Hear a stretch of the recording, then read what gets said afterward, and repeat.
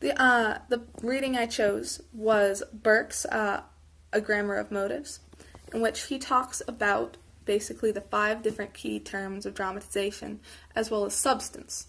And the goal for this project is I'd like to highlight how movie trailers, or specifically parody movies, highlight these, basically make use of Burke's Grammar of Motives in order to get across their main motive. So pay attention to the film, pay attention to the trailer specifically. Within the trailer, I've highlighted the pentad elements as they appear and point them out so you get a better understanding of how they're used in context of film, as well as to get a better sense of the film and see what Burke really means by these pentad elements. Basically, this puts them in use, and you can see them in real life, how we convince people and how we have this use grammar and take this as an underlying meaning. Hot Fuzz is about a constable who is reassigned to a small town, thinking it's all innocent when in reality it's not a good situation. It's a parody film in which it talks a lot about specifically in the genre of criminal justice how the different elements that are stereotypical to it. It makes fun of those elements, but it also has a deeper meaning in which it offers a critical critique. Sergeant Nicholas Angel, expert in hand-to-hand combat, armed response, and high-speed pursuit. He was so good, they reassigned him. Right. You've been making us all look bad. There's one thing you haven't taken into account, and that's what the team is going to make of this. Statistically, Sanford is the safest village in the country. Now, this big city cop. You ever fired 2 guns whilst jumping through the air? No. You ever fired 1 gun whilst jumping through the air? No. Must learn Is it true that there is a place in a man's head that if you shoot it, it will blow up? how to think small. Morning, the swans escaped. The swans escaped. Can you describe it to me? About 2 foot tall. Yep. Long, slender neck. That's just going to scare it. But in a place where not much goes on. Watch this. Ta-da! A whole lot is about to go down. 3 people have died in a week. Accidents happen all the time. What makes you think it was murder? There hasn't been a murder in 20 years. You're saying this wasn't an accident? Not everyone's a murdering psychopath. It's high time you realize that. You and your monkey. Did he mean me or that? Have you ever wondered why the crime rate is so low, and yet the accident rate is so high? Yeah.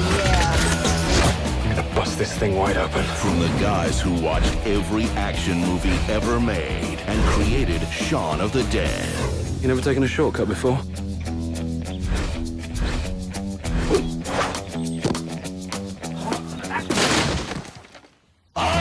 When the heat is on, Here come the fuzz.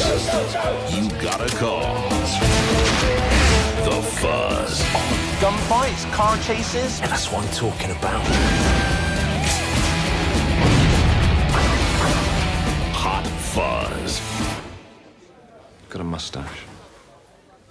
I know. From Canadian Bacon, a post-Cold War film that reflected a lot on the economic troubles of the United States after the Cold War, and also looked at how basically we develop into attacking our neighbors.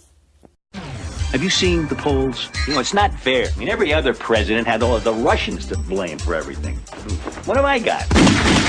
For an unpopular president, The voters felt that your being alive or dead had no real bearing on their daily lives. it's time to give war a chance. Dead. What are we going to do for an enemy now? A riot between Americans and Canadians broke out last night. Now, with a little inspiration, All I said was Canadian beer suck. Give me 1 week and I'll have Americans burning maple leaves. they'll create a cause worth fighting for. Is Canadian Prime Minister Clark MacDonald a member of a satanic cult? Oh, that is stunning. Canadians are always dreaming up ways to ruin our lives. The metric system, for the love of John. Captain Kirk of the USS Enterprise. Canadian. Do not panic. I'm in complete control. Welcome to Canada. I'm your worst nightmare. I don't know what you're talking about. We got ways of making you pronounce the letter O.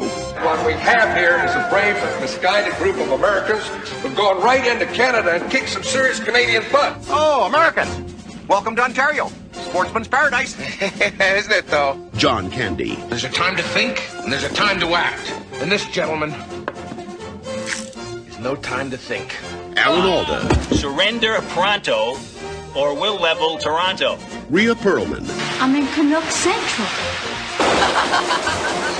Kevin Pollak. And when have you ever heard anyone say, honey, let's stay in and order some Canadian food? And Rip Torn. I can't kill America's neighbors. I can. From Michael Moore, director of Roger and Me. I think it's time we put the America back in North America. Canadian Bacon. The invasion is coming. I gotta go. Didn't I tell you to go before the invasion?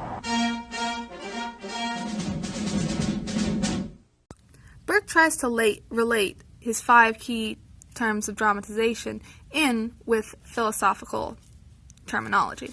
So he says on page 1323 that, quote, for the featuring of scene, the corresponding philosophical terminology is materialism.